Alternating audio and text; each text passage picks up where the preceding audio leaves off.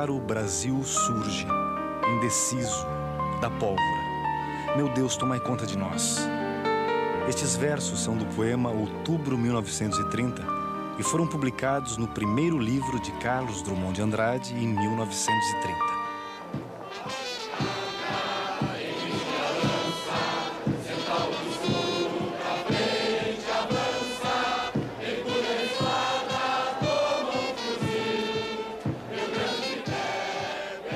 Carlos Alberto Richelli é o herói do filme Sonho Sem Fim, no papel do pioneiro do cinema gaúcho Eduardo Abelim. Ele foi contaminado pela mesma euforia que tomou conta do país quando estourou a Revolução de 1930 e embarcou na esperança de que estava nascendo um novo Brasil. A Revolução levou 21 dias para chegar ao Rio de Janeiro. O Palácio Guanabara, residência oficial do presidente da República, e o Palácio do Catete, sede do governo federal, foram cercados. O presidente Washington Luiz recusou as intimações que recebeu da junta militar para renunciar. Foi preso no dia 24 de outubro e levado para o Forte de Copacabana, de onde embarcaria para o exílio.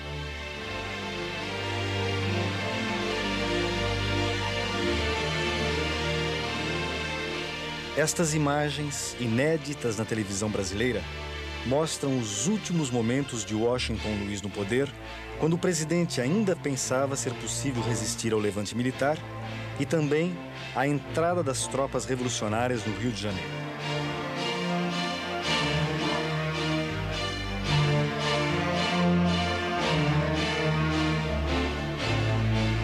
Quando Washington Luiz foi deposto em outubro de 1930, multidões saíram às ruas para comemorar por todo o Brasil.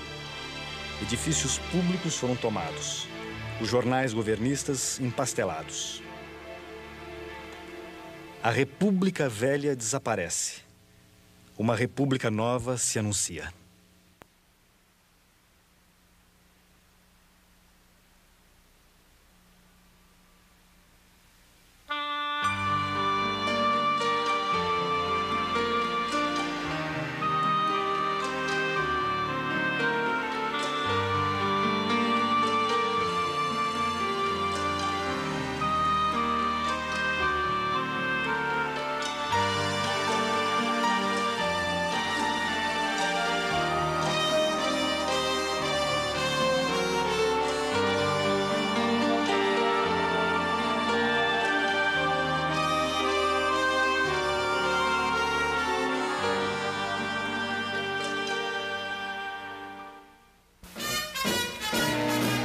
O Corso na Avenida Rio Branco foi um dos pontos altos do primeiro carnaval da década de 20.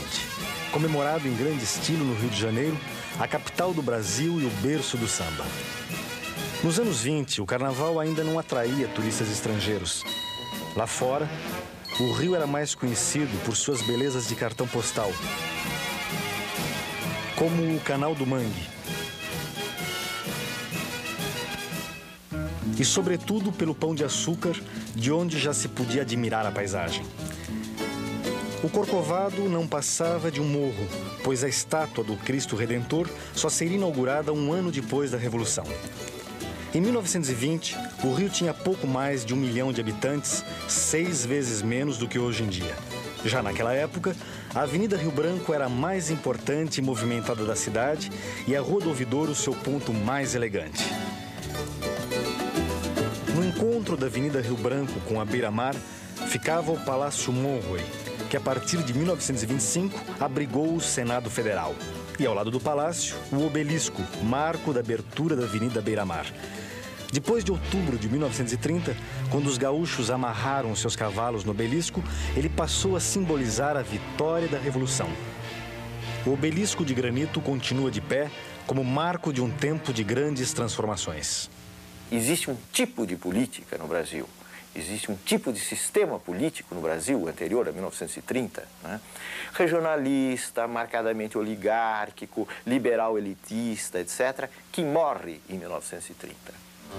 Nos anos 20, o Brasil continuava a viver da exportação de açúcar, café, cacau e borracha. Quando o café tomou o primeiro lugar da lista de exportações, São Paulo passou a dividir o mando político com Minas Gerais. Os paulistas entravam com o café, os mineiros com o leite.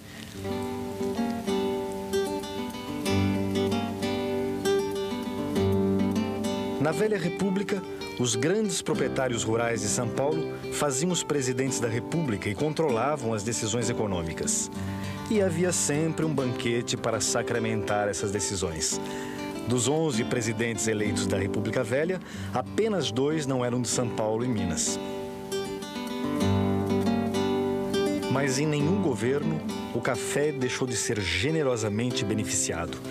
Toda vez que os preços do produto oscilavam no mercado internacional e as exportações caíam, o governo entrava em cena tomando empréstimos no exterior e comprando a produção excedente para restabelecer o nível dos preços. Mais de 60% da população brasileira vivia no campo, produzindo a riqueza do país, mais distante das grandes decisões nacionais. Na República Velha, os presidentes eram eleitos por menos de 3% da população. As mulheres não tinham direito a voto, nem os analfabetos, que representavam 50% da população adulta. O voto, por sua vez, não era secreto, facilitando a fraude e o voto de cabresto. Na hora da eleição, quem dava as cartas eram os coronéis.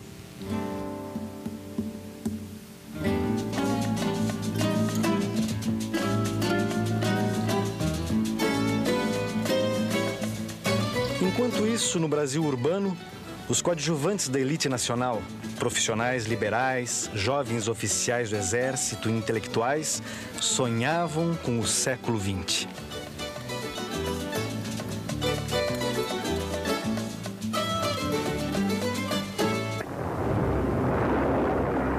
Um século que, na verdade, só havia começado em 1914 com a Primeira Guerra Mundial.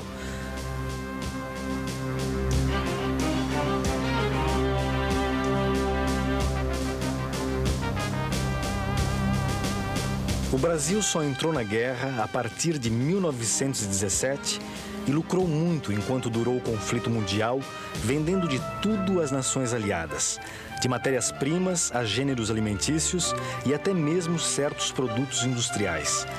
Durante a guerra, a economia brasileira prosperou a olhos vistos e uma nova classe, produzida pelo surto de industrialização, fez a cidade de São Paulo ficar mais parecida com os grandes centros urbanos do mundo. Às voltas com angustiantes problemas de sobrevivência, o operariado de São Paulo lutou por melhores salários e melhores condições de trabalho. Em sua maioria, imigrantes de origem italiana ligados ao movimento anarco-sindicalista, os operários paulistas realizam inúmeras greves a partir de 1910, culminando com a greve geral de 1917. Ameaçados de expulsão do Brasil e debaixo de forte repressão, os operários chegariam aos anos 20 sem ter conquistado os mínimos direitos sociais pelos quais tanto lutaram.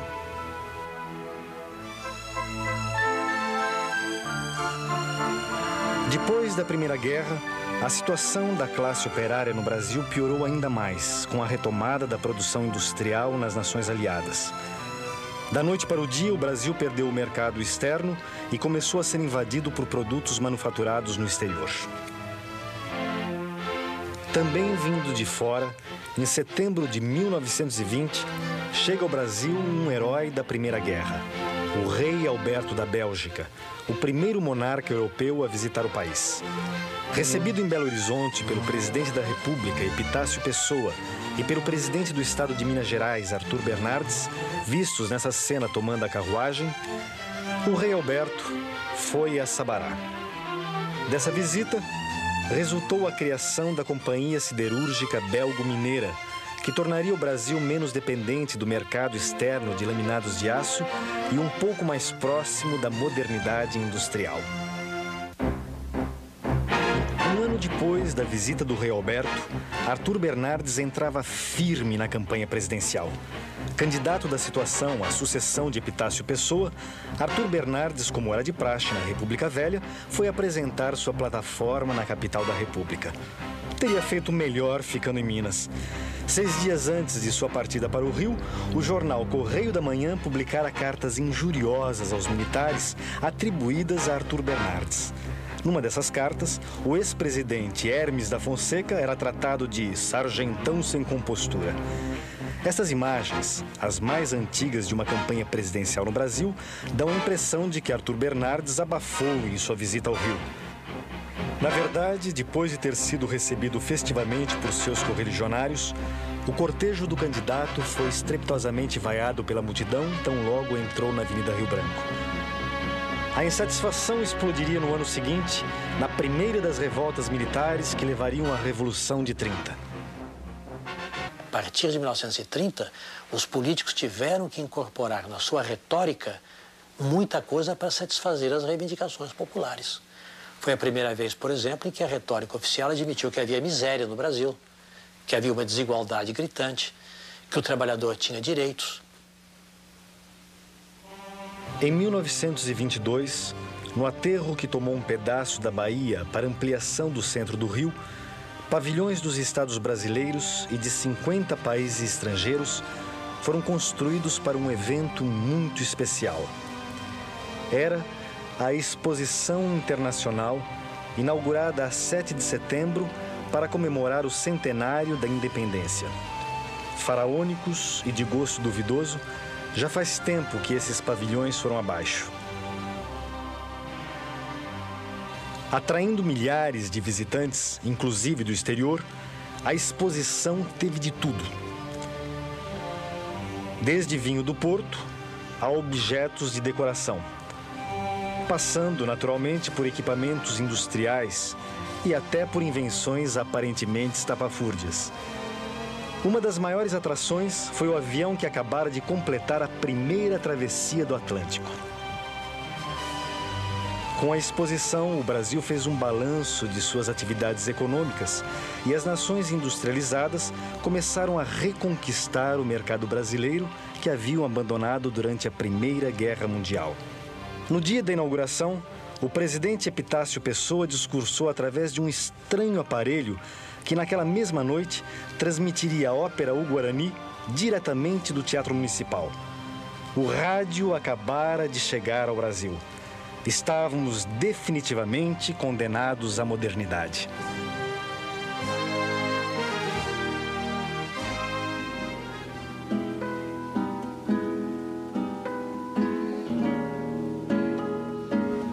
Condenados à modernidade. Essa era a palavra de ordem em fevereiro de 1922, quando o Teatro Municipal de São Paulo foi ocupado por um grupo de jovens artistas e intelectuais para uma série de recitais, exposições e concertos radicalmente contrários aos códigos visuais, literários e musicais vigentes. Em dia com as últimas novidades da vanguarda europeia, eles estavam inventando a arte moderna brasileira. A tradicional família paulistana ficou horrorizada com o Cristo de trancinhas, esculpido por Vitor Brecheret, e com um homem amarelo pintado por Anita Malfatti. Quando Oswald de Andrade disse "Carlos Gomes é horrível", a plateia bem pensante da Semana de Arte Moderna reagiu com vaias e insultos. Mas a cultura brasileira já estava voltada para o futuro. As artes nacionais pertenciam agora aos modernistas.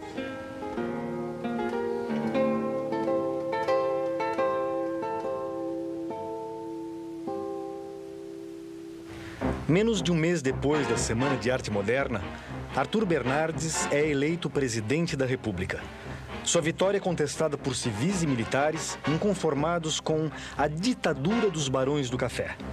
Enquanto os desafetos da política do café com leite pedem novas eleições, um pequeno grupo de comunistas e antigos militantes anarco-sindicalistas fundam o Partido Comunista do Brasil. Em julho de 1922, foi a vez dos militares se rebelarem. Um motim sacudiu a escola militar e o forte de Copacabana se sublevou. Jovens oficiais de modesto calibre, os tenentes, protestavam contra os soldos baixos, o fechamento do clube militar, a prisão do Marechal Hermes da Fonseca e, sobretudo, a eleição de Arthur Bernardes. Entregue à própria sorte por outras unidades do Exército, o forte de Copacabana foi bombardeado pelas forças leais ao governo. Recusando a rendição, um pequeno grupo de praças e tenentes saíram pela Avenida Atlântica ao encontro das poderosas forças do governo. Apenas 2 tenentes sobreviveram à fuzilaria.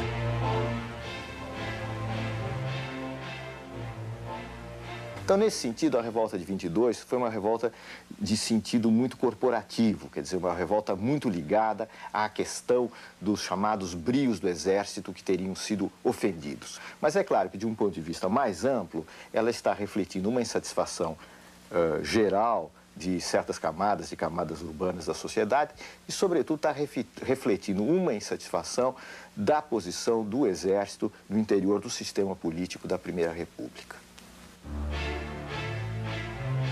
Depois da revolta do Forte de Copacabana, o Brasil sucumbiu a um longo estado de sítio que Epitácio Pessoa deixou de herança para seu sucessor. Empossado em novembro de 1922, Arthur Bernardes jogou duro com a oposição.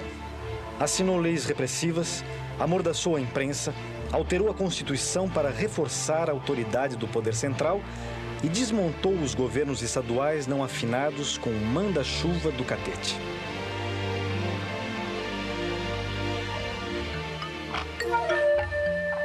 Numa noite em que as obrigações do poder lhe deram folga, Arthur Bernardes assistiu em palácio à projeção deste filme, No País das Amazonas, do mesmo pioneiro Silvino Santos, que filmou a exposição da independência.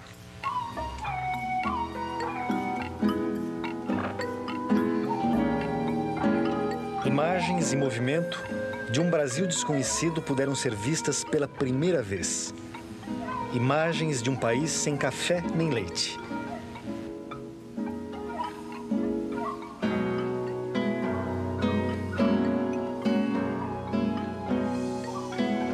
O Brasil dos primeiros brasileiros. Nos anos 20, havia mais de 500 mil índios no Brasil. Hoje não chegam a 200 mil. O País das Amazonas foi uma revelação para os cariocas e ganhou uma medalha de ouro na exposição da independência.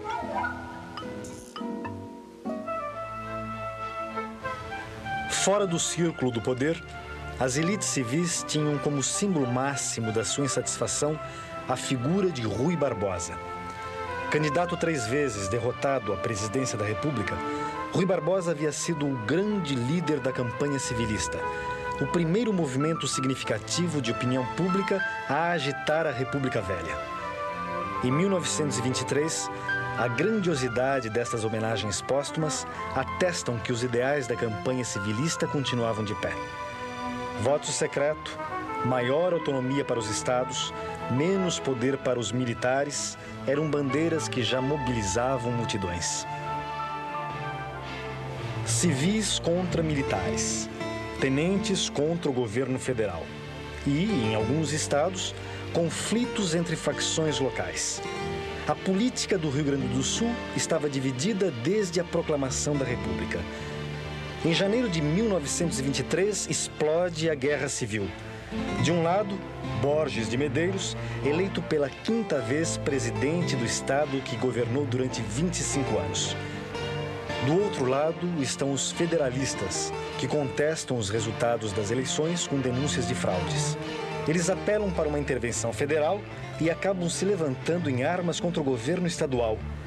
A Guerra Civil dura 9 meses, com confrontos militares em todo o estado. Boa parte dos pampas cai na mão dos rebeldes, mas eles não conseguem conquistar as cidades mais importantes. Nomeado tenente-coronel das tropas leais ao governo estadual, Getúlio Vargas assume o comando do 7º Corpo Provisório, uma tropa irregular de civis recrutados.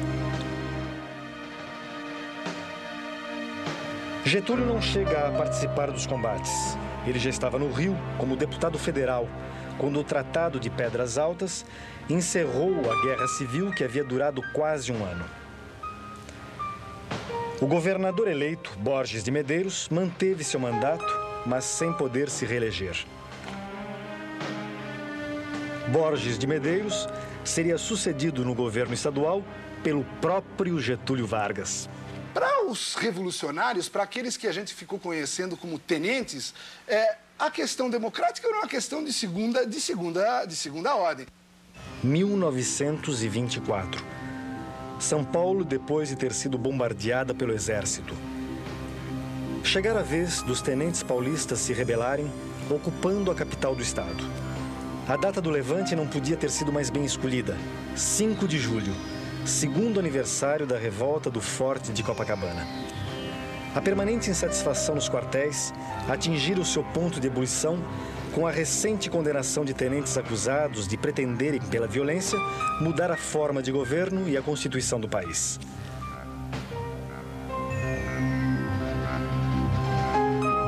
Em Sergipe e no Amazonas, o levante fora logo dominado.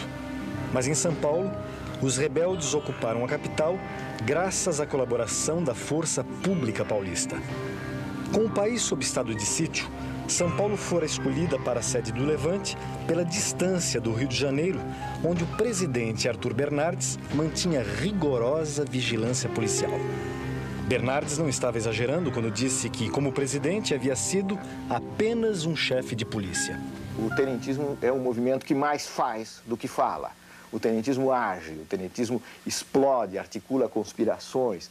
O tenentismo não escreve muito, o tenentismo não é retórico. O tenentismo reunia elementos militares e elementos civis em torno de algumas ideias muito gerais. Que ideias seriam essas? A ideia da renovação dos costumes políticos do Brasil, a ideia da contenção dos interesses estrangeiros, uma tendência a resolver os problemas do país por uma via mais centralizada, necessariamente mais autoritária.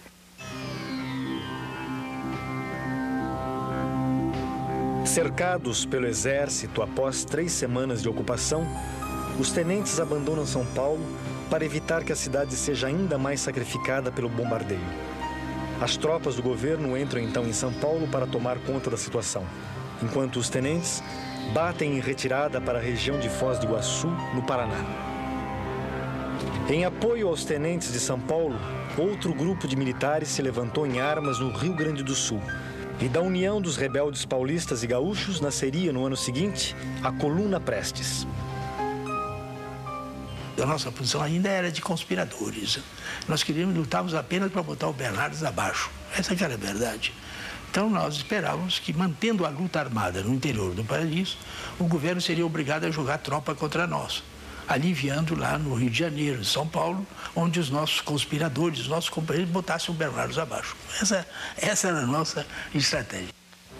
A Coluna Prestes atravessou o país numa marcha de 25 mil quilômetros e chegou a contar com 1.500 combatentes. Em confronto permanente com as tropas do governo, a coluna não perdeu nenhum combate. Porque uma das conclusões que a gente tira da marcha da coluna é que o brasileiro, quando confia na liderança, é capaz de toda abnegação, é capaz de morrer, mas cumprir o seu dever. Nós tivemos diversos casos de companheiros que ficaram numa situação que, para cumprir o dever dele, que era dar um tiro, às vezes, só para assinalar que o inimigo estava presente, né? Ele sabia que ia morrer, porque o inimigo ia matá-lo, mas ele dava o tiro. Após 2 anos e meio, os remanescentes da coluna buscaram um exílio na Bolívia e no Paraguai. 2 de suas reivindicações seriam atendidas pelo novo governo: a suspensão do estado de sítio e a restauração da liberdade de imprensa. Uma vez mais, a história se repetiu. No Palácio do Catete, um mineiro passou o bastão a um representante de São Paulo. Arthur Bernardes entrega a presidência a Washington Luiz, em novembro de 1926. No dia da posse, quando os clarins anunciaram a chegada do novo chefe do governo, a multidão deu vivas ao libertador. Os jornais, por sua vez, saudaram o fim de 4 anos de perseguições, violências e crimes. Apesar de amaldiçoado por jornais da oposição, Arthur Bernardes despediu-se da presidência de forma bem mais tranquila do que Washington Luiz faria 4 anos depois. Ao tomar posse, Washington Luiz distribuiu os ministérios entre políticos de vários estados. O Rio Grande do Sul ficou com o Ministério da Fazenda, entregue ao deputado Getúlio Vargas. Getúlio seria ministro da Fazenda só por um ano, até ser eleito para o governo do Rio Grande do Sul. Para o Washington Luiz, governar era abrir estradas. Esportivo, bonitão, cheio de força e saúde, Washington Luiz não fugia à regra da República Velha. Era um homem da oligarquia cafeeira. Menos de um mês depois da posse, enviou ao Congresso um projeto de reforma monetária beneficiando as exportações. Com a suspensão do estado de sítio e da censura à imprensa, o país respirou aliviado e Washington Luiz se entregou à inauguração de grandes estradas como a Rio-Petrópolis e a Rio-São Paulo. Ao inaugurar a Rio-São Paulo, Washington Luiz abraça Júlio Prestes, presidente de São Paulo e futuro candidato à presidência da República na sucessão de 1930.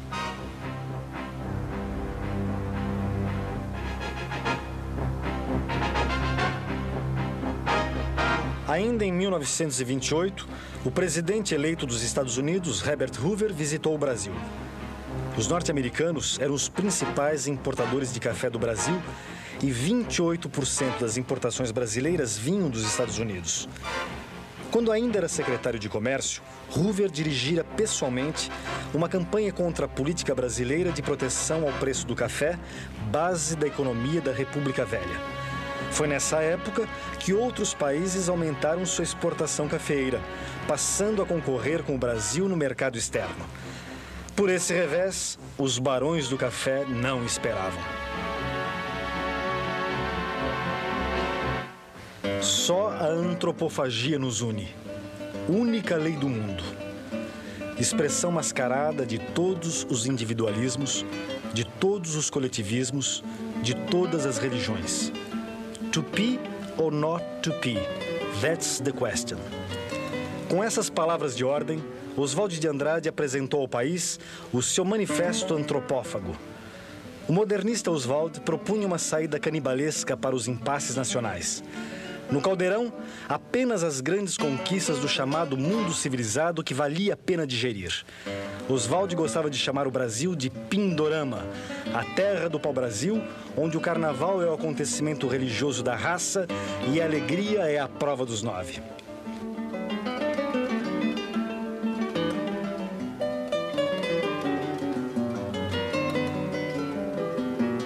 Como se vê, 1928 foi um ano dedicado à especulação sobre o que nós somos, tínhamos e precisaríamos ter. Quando o ano terminou, já tínhamos em todas as bancas do país a revista O Cruzeiro. E nas livrarias, um clássico da literatura modernista, Macunaíma, de Mário de Andrade. Ai, que preguiça.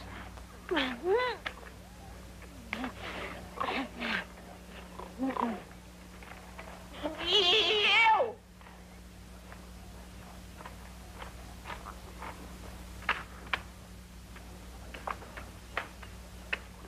Isso é tripa! Pois é, e pra você tá muito bom.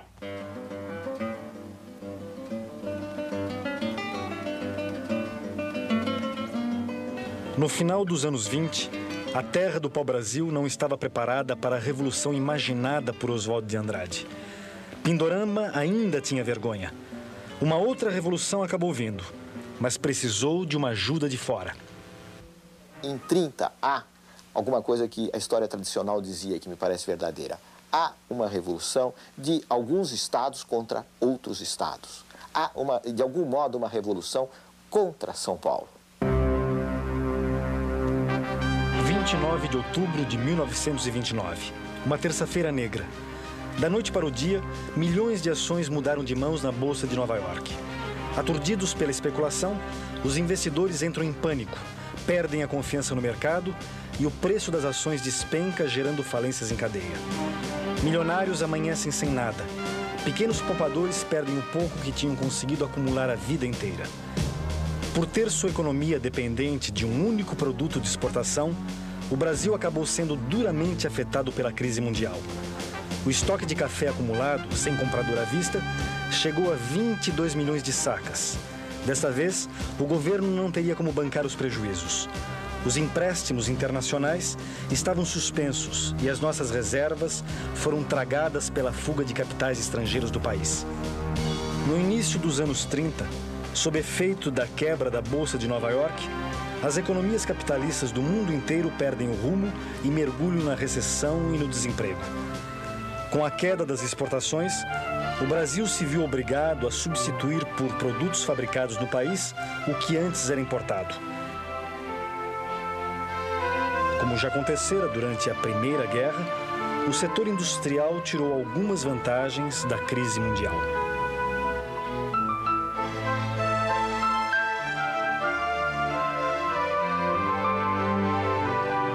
E foi ainda sob o impacto da crise do café que as eleições dobraram a esquina. Mudando as regras do jogo, Washington Luiz indica um paulista à sua sucessão, o presidente de São Paulo, Júlio Prestes. Como era a tradição na República Velha, o candidato da situação vai ao Rio apresentar sua plataforma de governo num grande banquete. Em nome da continuidade administrativa do seu governo, Washington Luiz impusera como candidato um novo representante do café. Os mineiros se sentiram traídos e romperam a velha aliança conservadora do café com leite para formar a Aliança Liberal. Como candidatos de oposição a Júlio Prestes, foram escolhidos Getúlio Vargas e João Pessoa, representantes do Rio Grande do Sul e da Paraíba. Anistia, voto secreto, voto feminino, jornada de 8 horas foram bandeiras que mobilizaram multidões em torno dos candidatos de oposição. A Aliança Liberal incluía desde conservadores, como o presidente de Minas, Antônio Carlos Ribeiro de Andrada, até os tenentes, tidos como radicais pelos próprios aliancistas. Antônio Carlos se notabilizou por ter dito: façamos a revolução antes que o povo a faça. Todos queriam o poder, mas tinham horror do povo. Os tenentes viam a questão operar da pior maneira possível, né? Nas palavras deles próprios, eu estou pensando no Juarez Távora, por exemplo, da ameaça do populacho, né? O perigo de bolchevização das reivindicações. Eles tinham horror à classe operária. Para a maioria dos tenentes, eu arriscaria dizer quase, para a totalidade dos tenentes, o movimento operário era alguma coisa demoníaca e que deveria ser evitada e controlada. Os industriais paulistas não tinham dúvida sobre quem deveriam apoiar. O Centro das Indústrias de São Paulo lança manifesto apoiando o candidato do governo. Para os industriais, a vitória de Júlio Prestes seria a garantia da execução integral do programa financeiro do governo de Washington Luiz. Candidato do governo, apoiado pelos industriais, Júlio Prestes também foi capaz de mobilizar multidões. Na campanha, além de grandes recursos financeiros, contou ainda com outro trunfo: o rádio. Sua candidatura modernizou as campanhas políticas no Brasil, fazendo do rádio um eficaz veículo de propaganda. Até um jingle Júlio Prestes teve de graça: a marcha Seu Julinho Vem, gravada por Francisco Alves para o Carnaval de 1930. Seu Julinho vem, seu Julinho vem, e o mineiro lá de cima tem cuidado. Seu Julinho vem. E seu Julinho veio mesmo. Em março de 1930, depois de uma campanha com comícios agitados e atos de violência, o candidato do governo derrotou a chapa Getúlio Vargas João Pessoa. A eleição se realizou num domingo de carnaval.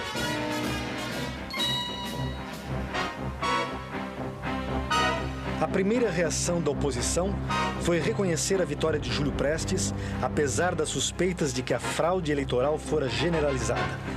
Alguns se limitaram a contestar os resultados, outros se lançaram na conspiração revolucionária.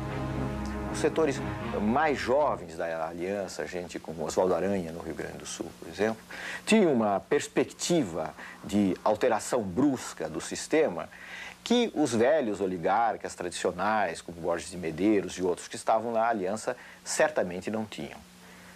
E o curioso é notar que um homem relativamente jovem, como Getúlio Vargas, e que acabou sendo a figura de proa do movimento de 30, era um dos que mais hesitava na perspectiva de uma ruptura.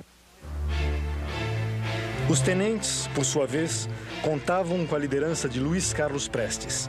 Mas Prestes, refugiado em Buenos Aires, já estava em outra e lança um manifesto contra a Revolução. Esse manifesto, antes de eu lançar, eu chamei os tenentes a Buenos Aires para informar a eles. Então veio João Alberto, veio Siqueira Campos, veio Djalma Dutra, Miguel Costa, o Isidoro e outros estiveram lá. E eu li, olha, eu vou publicar esse manifesto, porque já estou farto desses entendimentos com Getúlio, ele não quer saber de nada, ele está enganando a todos nós. Além disso, ele não vai fazer revolução alguma. O que ele quer é substituir a oligarquia paulista, que está em decadência, com o preço do café que foi lá para baixo, pela oligarquia gaúcha. No Brasil, a conspiração vai perdendo gás, enquanto o presidente eleito, Júlio Prestes, visita os Estados Unidos, retribuindo a visita que o presidente Hoover fizera a Washington Luiz em 1928. Chega a vez de Getúlio Vargas lançar um manifesto. Ele critica o processo eleitoral, mas propõe a aceitação do resultado e pede calma aos ânimos mais exaltados. Recebido com todas as honras de chefe de Estado, Júlio Prestes ficou ao todo 9 dias nos Estados Unidos, visitando Washington e Nova York. Nessa época, o Brasil já pertencia mais à esfera de influência norte-americana do que à inglesa, embora a dívida externa ainda fosse calculada em libras. Mas além da importação de matérias-primas brasileiras e financiamentos, os americanos já eram os principais investidores externos no Brasil. E quando, no Brasil, tudo dava a entender que o ímpeto revolucionário estava perdido e a conspiração suspensa, um tiro mudou o rumo da história. João Pessoa, sou João Dantas. João Pessoa, candidato derrotado à vice-presidência na chapa de Getúlio Vargas, é assassinado. Por trás do crime, rixas pessoais e divergências ligadas à política local, sem vinculação com o projeto revolucionário. João Pessoa era contrário à Revolução.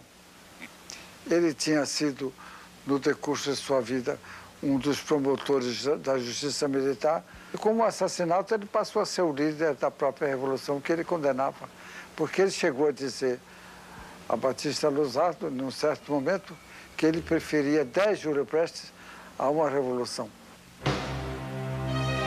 O assassinato de João Pessoa foi o pretexto que faltava para reagrupar todas as facções da oposição e reiniciar a conspiração. A Revolução de 30, ela abre para a construção de um período autoritário. Quer dizer, a Revolução de 30 é uma contribuição notável para o autoritarismo político no Brasil.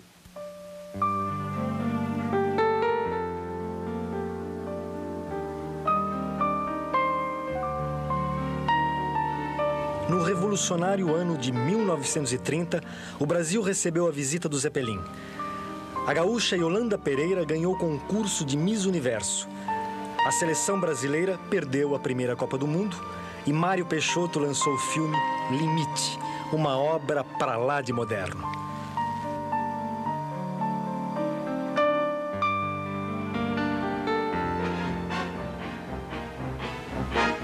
Após o assassinato de João Pessoa, em julho de 1930, os contatos são retomados com o Estado-Maior Revolucionário. E uma primeira data, 25 de agosto, é marcada e depois cancelada por falta de preparo. Falava-se tanto de revolução em 30 que já ninguém mais acreditava que ela iria acontecer. Mas dessa vez, as lideranças mais jovens da Aliança Liberal e os tenentes conseguem convencer os indecisos que chegara a hora de colocar a tropa na rua e a data definitiva do levante é marcada.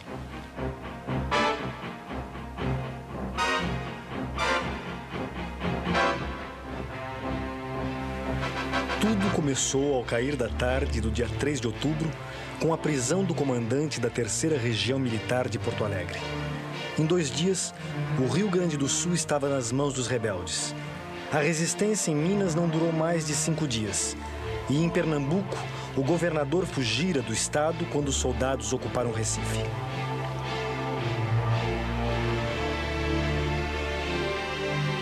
Uma semana depois de iniciado o levante, o Estado-Maior Civil e Militar do movimento é recebido em festa no Paraná, onde o Exército já havia deposto o presidente do Estado.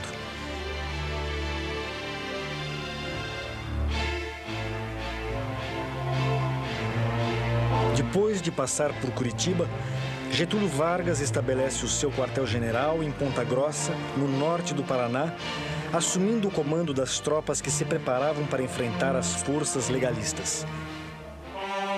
No Rio de Janeiro, mal informado pelo seu Estado-Maior, o presidente Washington Luiz ainda acredita na possibilidade de dominar a situação. As tropas do governo concentram-se em torno da cidade de Itararé, no sul do estado de São Paulo, à espera do que seria o maior confronto armado da América do Sul. Com as principais regiões do país já controladas pelas tropas rebeldes, um novo fator desequilibra a balança do poder. Existe um desencontro entre forças econômicas de São Paulo e mesmo forças políticas de São Paulo e Washington Luiz, assim como o futuro presidente Júlio Prestes. Isso deriva da crise internacional, dos problemas do café, das respostas que o governo está encontrando para esse problema. Então, dentro deste quadro de perda de sustentação dentro de São Paulo e de crescente avanço das forças rebeldes, surge a intervenção da chamada Junta Pacificadora no Rio de Janeiro, que acaba por anular as últimas chances do governo Washington Luiz. Na hora H, não houve nada em Itararé. O maior confronto armado da América do Sul simplesmente não aconteceu.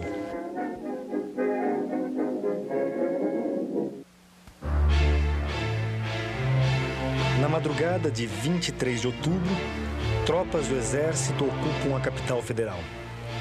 O presidente Washington Luiz é intimado a renunciar pela junta militar, formada por 2 generais e um almirante. Washington Luiz teima em não reconhecer a evidência dos fatos e acaba sendo levado preso para o forte de Copacabana. O avanço das tropas revolucionárias em direção ao Rio prossegue até que a junta militar concorda em reconhecer Getúlio como chefe de um governo provisório. A revolução vencera. A República Velha chegará ao fim. Tão logo se espalhou a notícia, o povo sai às ruas para comemorar.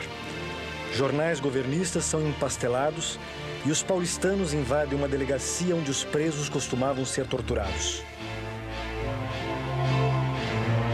Por onde passa, Júlio Prestes é vaiado pela multidão. Cercado pelas tropas revolucionárias no consulado da Inglaterra, onde estava refugiado, o ex-futuro presidente Júlio Prestes partiria para o exílio. É em clima de festa que São Paulo recebe de volta os tenentes derrotados em 1924. Eles que já eram heróis, agora são também vencedores. Não é menos calorosa a recepção que os cariocas dão a Juarez Távora, Oswaldo Aranha, Lindolfo Collor e outros líderes da Revolução. Segundo a crônica da época, quando eles chegaram à capital, o Rio se transformou num mar de fardas e lenços vermelhos. Getúlio Vargas, em menos de 30 dias, partira à paisana de Porto Alegre, vestir a farda para comandar as tropas revolucionárias e, já de volta aos trajes civis, tomara posse como chefe do governo provisório. O governo de Getúlio não seria tão provisório. Só em 1945, os militares o forçaram a renunciar.